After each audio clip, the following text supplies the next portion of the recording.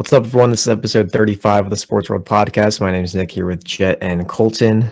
Different kind of episode for today. Normally, we do three, more broad topics, and we kind of just talk about those as we go. Today, we're switching it up. Today, we have much more specific topics, and we're just going to share some thoughts on each of them and see how it goes. Let's start in the NBA. The Mavericks versus the Jazz in the NBA playoffs. Luka Doncic missed games 1, 2, and now 3, which is currently going on as we record this. The Jazz took game 1, but the Mavericks picked up a huge game 2 win without Luka. How valuable is this win? I mean, that's everything. They don't have a chance in the series if they come out and go down 0-2, even if Luka comes back. There's no way. So we saw Jalen Brunson. He did a great job. He stepped up, and he was that guy in that win. Tonight we're seeing that even more. I think at halftime he had 15, and he went to the locker room in the first half as well. So he's looked great for them. Yeah, in game 2, he had 41 points, 8 rebounds, and 5 assists on 15 for 25 shooting. And both those games were in Dallas as well. So you go down 0-2 with your 2 home games to start. That's a little rough, but they were able to pull through and pick up that win. And it certainly helps that Maxi Kleber gave them 8 threes off the bench. 25 points off the bench, as well as 6 rebounds for him. Yeah, that's ridiculous. Yeah, and they also had 4 guys play 40 minutes. That's insane. I'm a big fan of Maxi Kleber. That's really cool to see because I know he's capable of doing that. And like you said, at the time we're recording this, they're up by 14 right now in the third quarter in game 3, also without Luka. So yeah, yes. Oh wow. And they're getting an even effort. This is not. I mean, Brunson's doing a very solid job, but Dinwiddie is shooting like 0 for a million right now. He's not giving them great production like he did. I know he had a decent game in the win. Right now they're getting points off the bench. They're getting a lot of their points off the bench, which is great to see if you're a Dallas fan. And if that can continue with Luka back, I mean, they have a chance of winning this series. In game 1, Donovan Mitchell started really slow, and then he picked it up and took over. And game 2, it was pretty average performance from what we're used to seeing from him, at least in the playoffs. And now in game 3, he's shooting 2 for 10 so far. So if those struggles continue, expect the Jazz to not make that first round. What'd you say? He should be. Luka is playing in game 4. He is expected. Yeah. If they have a 2-1 lead and they get Luka back, I think that's wrap. Utah. I mean, it would be really game two is questionable. Game 3 was an unexpected absence. So yeah, game 4 is. Yeah, he should play. He said himself he's expected to play. If they can go win 2 out of 3 without Luka and then get him back, that's huge for that team. All right, sticking with this series, but on the other side, the Utah Jazz. We've seen over and over again every single year this team has a lot of potential heading into the playoffs, and they just cannot find a way to make it to even the Western Conference Finals. If they're unable to lose a series, even with Luka Doncic missing 3 games, maybe more, what does the future in Utah look like? Well, it's tough because, for one thing, this is Utah. This is not Los Angeles. This is not Miami. This is not New York. You don't have the option to just blow everything up and compete right away. You're not going to go find some star that's going to want to go play for you. And the other thing is Mitchell, he is 25 years old and signed through 2026. You have to find a way to make this work. Rudy Gobert, he's 29. He is signed until 2026.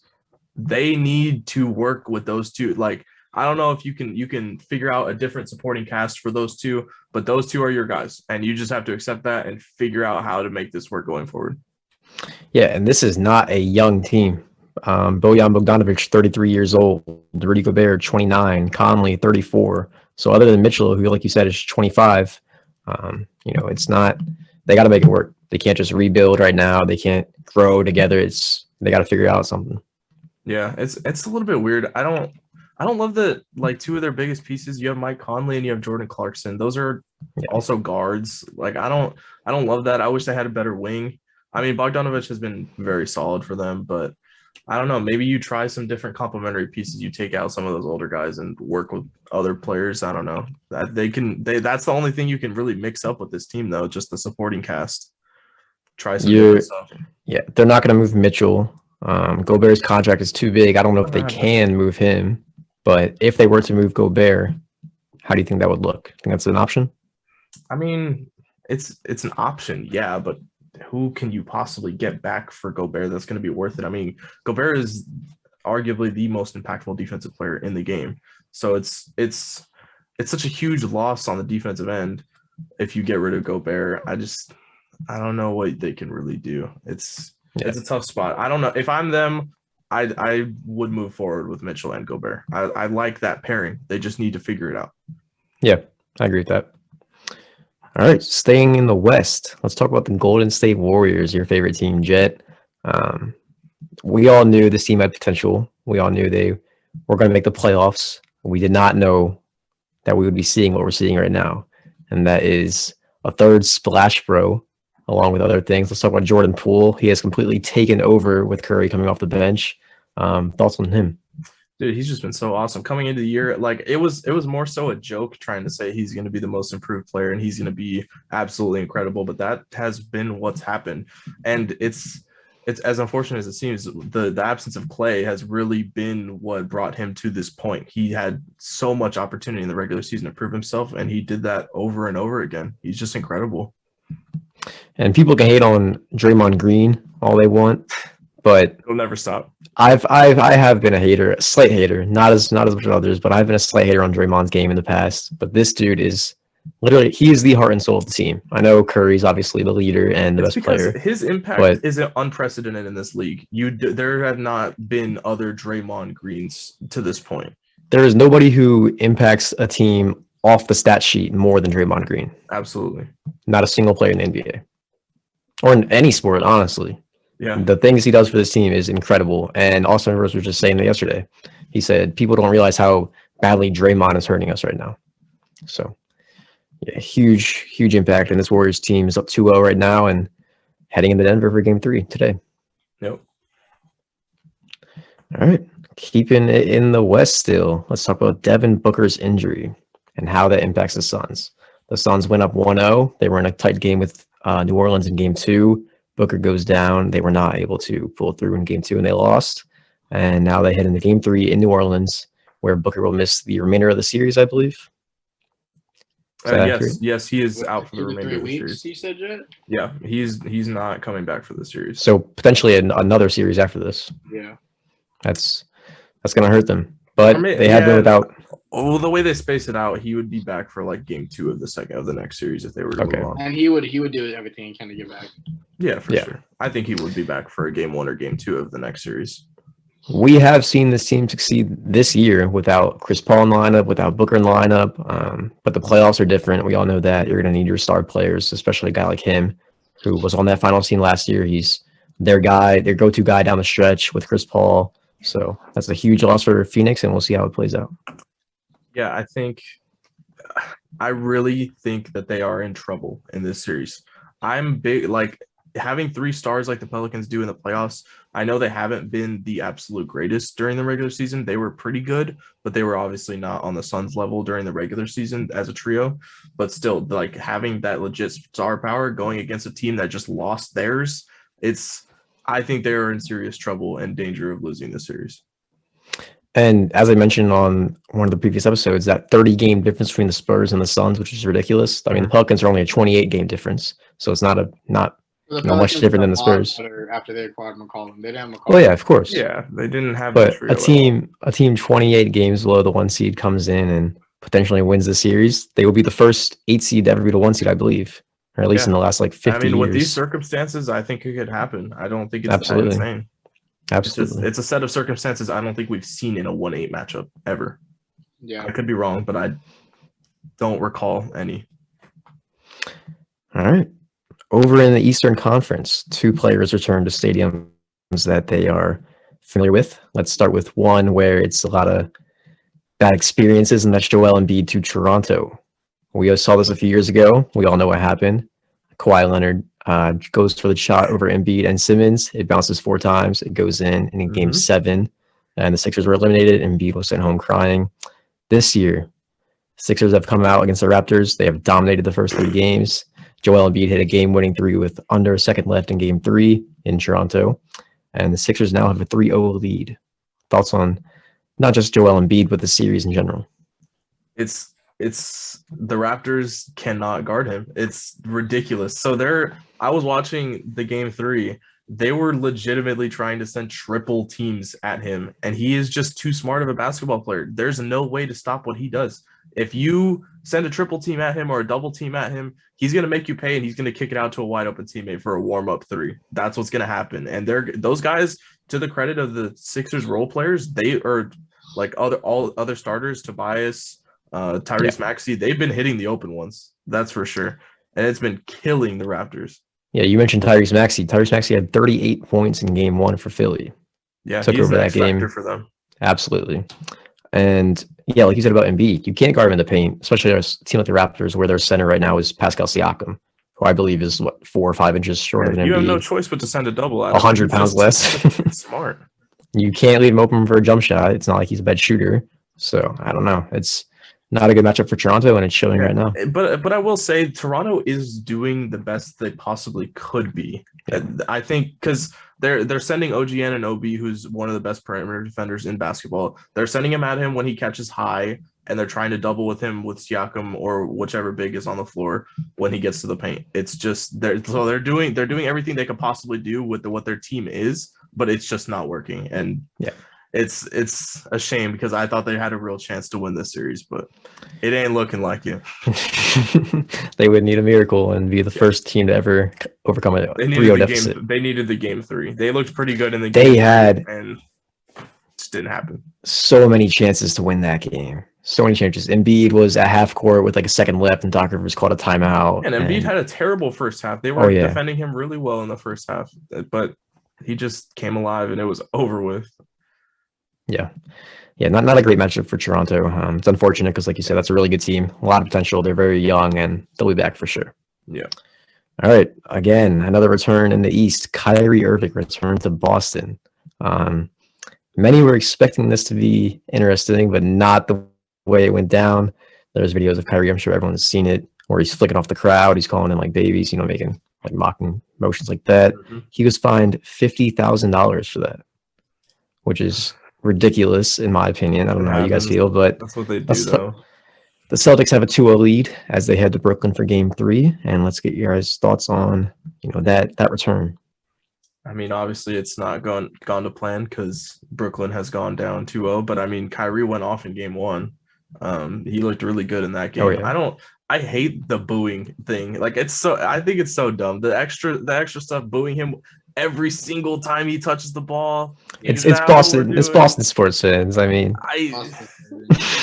I don't know. I think it's pretty dumb. Giving him that extra motivation to beat you. Oh yeah, that's the thing. That kind of stuff is okay, but like you got to realize that's not going to bother Kyrie. Oh, yeah, that's gonna fire up Kyrie. I'm not mad that they're doing it. Take it more than any other. Yeah, a team with Kevin Durant and Kyrie Irving, I don't think you want to, boo them and piss them off, honestly. Yeah. But they're up 2-0, so let's see. Yeah, and I think this is a 2-0 that I think is actually like completely doable for Brooklyn. I think when the series shifting to Brooklyn, I think they could easily take the 2 there. And this series could be a lot of fun if they do that, because we would potentially, obviously we're going to see the return of Ben Simmons for game 4, which is already confirmed. And then we might see the return of Robert Williams for the Celtics if this series goes deep. Wow. I thought he had no chance.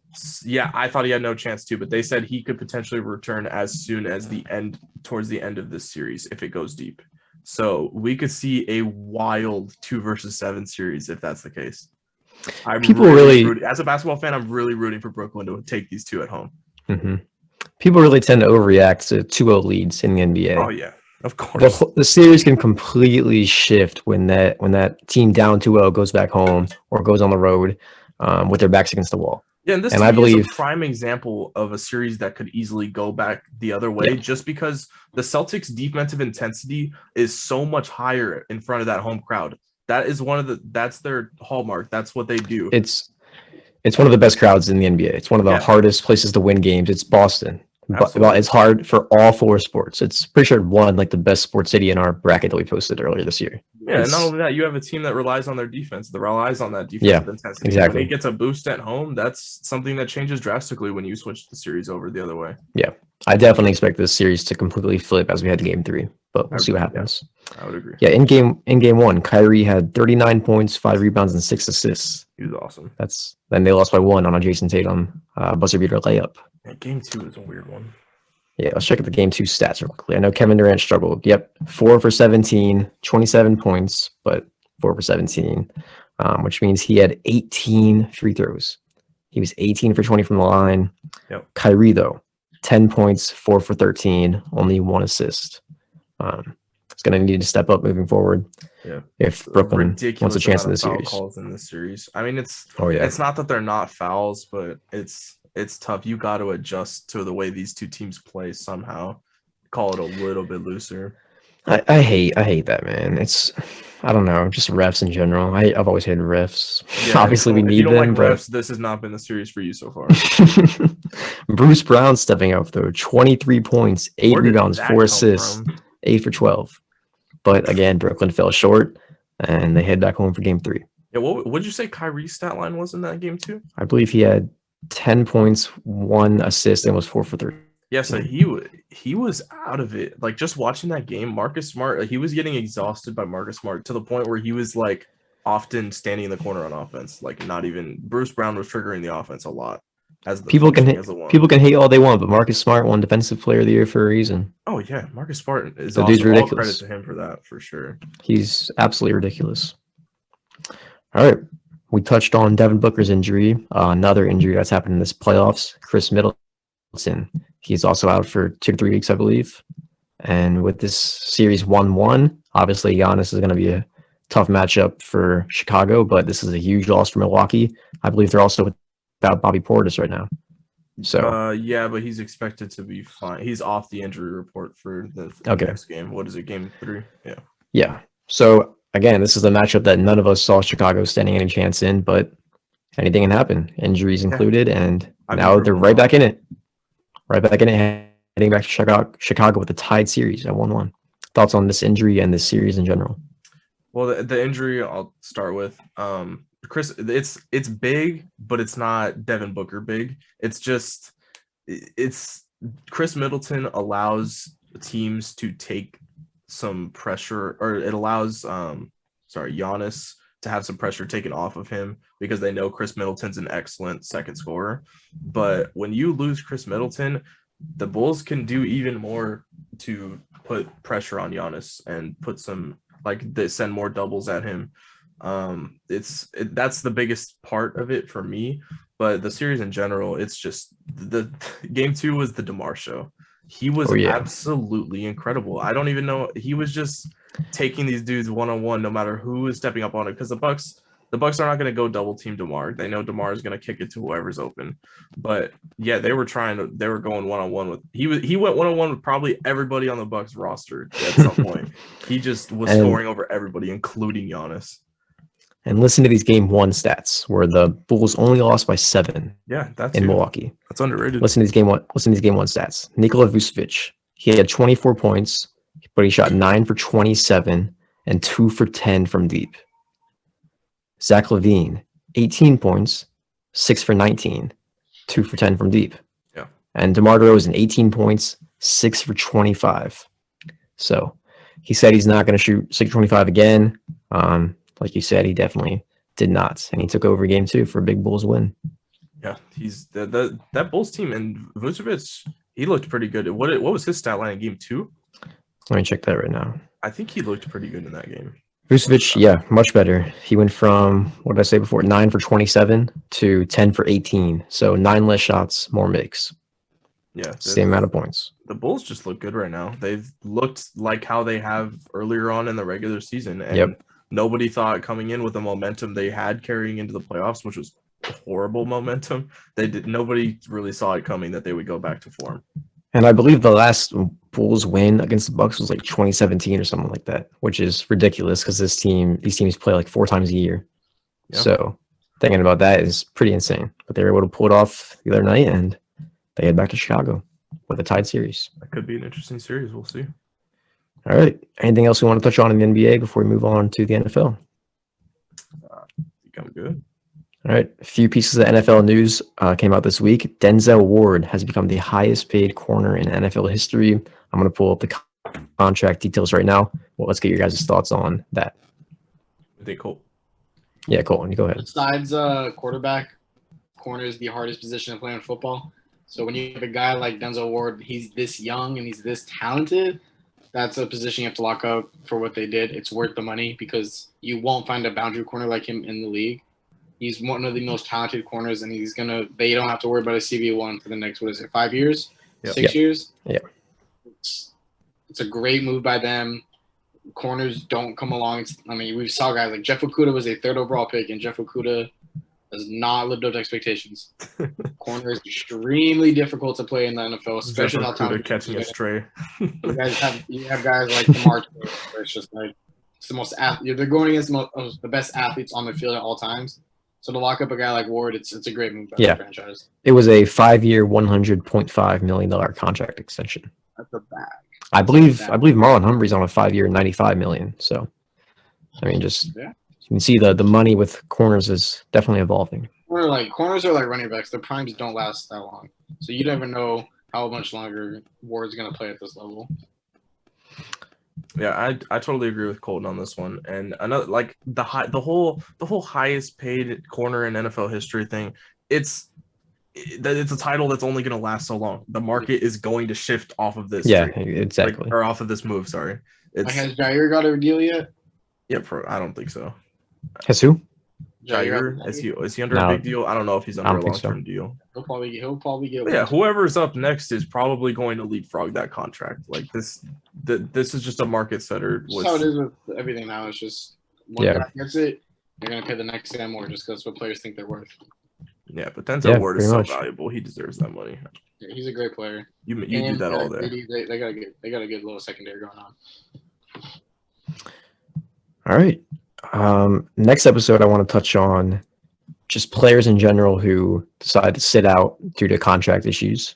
But for now, we're going to talk about one specific player who requested a trade, and that is Debo Samuel. Obviously, huge for the Niners if they do actually end up trading him. Let's get your guys' thoughts and predictions on this, and just why it's going down. Go for it, Colt. Ego is a giant ego. I understand players want to get paid, but you have to play. It's stupid. This is a new trend with the players choosing to sit out rather than play, and it's stupid because players have the biggest egos nowadays because everything is just reflected off of social media, everything. Players' egos are inflated, and so they think, oh, if you're not going to pay me, I won't play. It's ridiculous. It's stupid. Debo's a great player, but I agree. I think he's a product of the system. I think Shanahan's one of the best coaches in the league, and I really, really think he could plug someone else in there and they could have the same type of production. Not saying Debo is a bad player, but anyone in that system with his type of talent, they can succeed. It is a talented system. It works. And I just don't know if Debo will be the same player in a air raid offense or anything like that. I somewhat agree with that. I know you're not dissing Debo's talent. Oh, Debo's a great player. Yeah, exactly. I think he'll succeed anywhere. He won't have as much success, but he is talented enough to where no matter where he is, he will be a huge impact.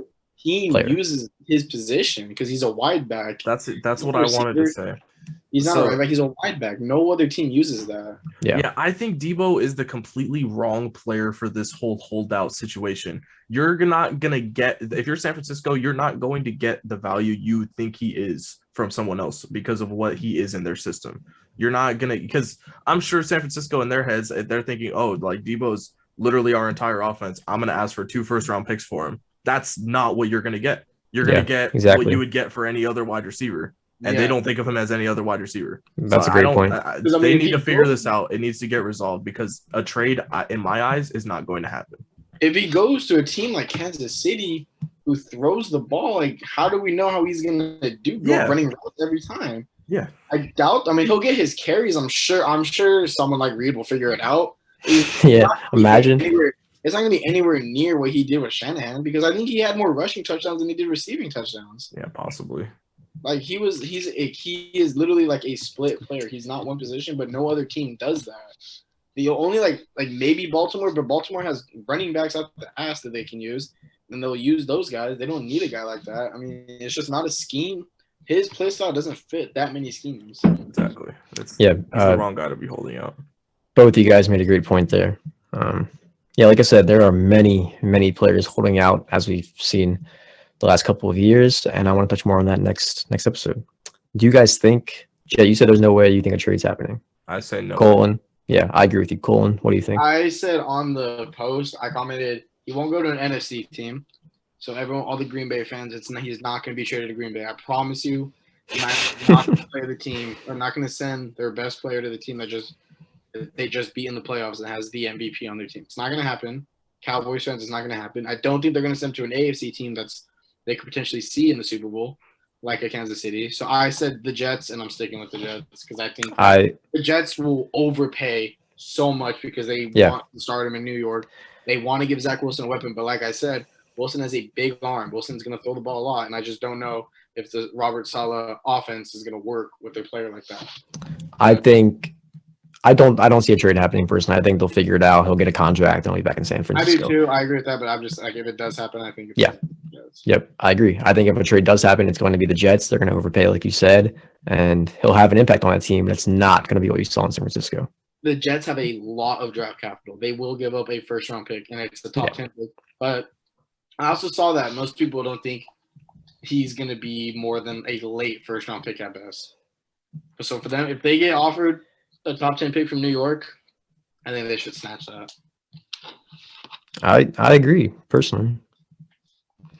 All right. Are you ready to move on from that? Sure. Yeah. One thing to talk about in the MLB, and that is Freddie Freeman against the Atlanta Braves. Freddie Freeman was taking on the Braves for the first time since his departure from the team. And in his first at-bat in LA, hit a home run. In his second game against the Braves, hit another home run. These are his first 2 home runs of the season, as we're, 15, 20 games into the year, 10, 15. So, yeah, great moment. Sad for Braves fans, I'm sure. Dylan's not here to talk about that, but let's get your guys' thoughts on this. Not only were they home runs, I'm pretty sure one of them was the hardest hit of his career, if not like it was the second hardest hit of his career. 115 off the bat or something, like 111? Yeah, something crazy. He barreled it, and it has to be a great feeling. But did you guys see the video of Charlie running to Dansby before the game? Yeah, that was sad. I think that was wholesome but sad. And then and then Freeman's interview before, tearing up. I really don't think he wanted to leave there, man. I know it's killing him not being there. Yeah, Braves fans they're saying it's Freeman and it's not the Braves, but they're delusional. Let's be real. It was 100% the Braves, and it could not be more obvious right now. Like how much they love Charlie, how much Freddie loved being there, and tell me that it was Freddie's decision on me, because it wasn't. It should have wasn't. Yeah. No way. Yeah, I don't know what to say on that, honestly. It's unideal for the Braves that the first matchup for going against Freddie Freeman was Noah, he's been their worst pitcher by far so far. Yeah. So it's like a struggling right-hander going up against Freddie Freeman in his first at-bat against them again. It was not a great recipe for things to go well. Yeah, I don't know. It's going to be an interesting season, and that's just one of the many moments we'll see. Do you guys want to touch on Miguel Cabrera? Yeah. Sure. Yeah, Colin, I figured you would. Yeah, I think talk about it. At the time we're recording this, Miguel Cabrera is 1 hit away from 3,000 career hits. He went 0 for 3 today and got intentionally walked by the Yankees in his last at-bat of the game. Tigers fans on their feet, getting their cameras ready for the 4th time that game, and they intentionally walk him. Thoughts on just Cabrera in general? I got this. Maybe that situation, anything. Go for it. Aaron Boone is not paid to throw meatballs to Miguel Cabrera. He gets paid to win games for the New York Yankees, and they were in a spot where they were only down by 1 run at the time with a lefty on the mound, and Austin Meadows, who is not a great hitter against lefties, he got a double. That's 1 at bat. He's historically not a great hitter against lefties. It was a great manager move. It's what any manager should do 10 out of 10 times. It doesn't matter. Miguel was there. I'm the biggest Miguel Cabrera fan ever. He's my favorite player of all time. It doesn't matter. That's a great manager move, and I'm sure Aaron Boone would do it 10 out of 10 times. I'm sure most managers in the league would do it 10 out of 10 times. It's a great matchup for Miggy, and that's exactly why he got walked. Because that letting him hit could have resulted in the 2 runs the same as it did for Meadows. Boone is paid to win games, and that's he thought what he did was the right move. And in hindsight, it should be the right move. And the next at bat was a 2-run double, I believe. Yeah, it was. Yeah. Awesome. So doubled off a lefty, and everyone was just like, "Oh, you look dumb now," but it's still the right move. Yeah, absolutely. But baseball fans, of course, you do that every day. Baseball fans, of course, are calling karma, and this is what happens when you walk Cabrera and all that. So I don't know. Here's what it is, but cool moment. I'm sure he'll probably get it against the Rockies. We haven't had a milestone in a while. Like something like that. Like we saw Pujols. Pujols to 600 was like what 4 years ago, 5 years ago. Miggy hit number 500 last year, which was like the first big one in a while. I'm trying to just like we haven't had like these big like milestones in a while. Like it's kind of like it's nice to see that he's getting like 3,000 is a lot of hits. Like it's an elite club to be part of. He's obviously a first ballot Hall of Famer. It gives baseball like some meaning to see like a player like that like on the end of his career reach a milestone like that. Yeah, CJ Abrams' first hit. It's a milestone we saw. It's a lot of rookies' first hits. Detroit has sucked for a while now. They haven't been good for 2014. Those like Miguel Cabrera MVP years. So, but they're gonna be good soon. But before they get there, it's nice to see that they could like kind of send Miguel home on like the right thing. Like it's good for the city. Like that's their guy. So it's 2014, they got slipped by the O's in the divisional. Just saying. What happened to you guys after that? What happened to you guys after that? I don't want to talk about that. Honestly. You lost to Eric Hosmer, Nick. You lost to Eric Hosmer. Hey, we're not going to talk about it. Shoot, I was about to say something. Oh yeah. So I checked the Tigers schedule. I was already upset thinking they were about to go on the road for the next series, but they are at home again against the Rockies. So he'll get it in that. Against who? He is the Rockies. Hey man, that's the best team in baseball. I don't know, man. So he has 3 games to get 1 hit. I'm sure he can do it. If they were on the road, also, I would feel so bad. Great thing to mention is how well he's handled it. On Thursday? On Wednesday, yesterday when they lost, Miguel Cabrera went 3 for 4. Miguel Cabrera does not go 3 for 4 very often anymore. He doesn't. He was mad that they lost the game. He says he doesn't care about the hit. They lost the game. Today, if you guys were watching, after the inning, when he was walking back after he got walked, he told the stands to calm down, and he went 3-0. He said the first thing he did was talk about this. He pointed at the scoreboard, said 3-0, talking about the Tigers have a comfortable lead going into the ninth with an elite closer coming out. And then after the game, he says, "Don't care, my OBP went up." He's handling it. He is such a professional, and I love it. Yeah, he always has been. His whole career back in Miami. So I was a little young to watch him. That's classic Miggy. Classic, man. First ballot. Absolutely. All right. Would you guys also want to talk about the Braves Cubs trade, or is that's not something? That's not anything. That's just okay. Washed reliever for washed reliever. All right. Well, that's all we have for this episode. Anything we want to add on before we wrap it up? No, I think we're good. All right. Anyone listening, let us know if you guys like this new way. Of course, you guys let me know afterwards if you like it. But that's it for episode 35. As always, we appreciate you guys for listening, and we'll see you in the next one. Peace.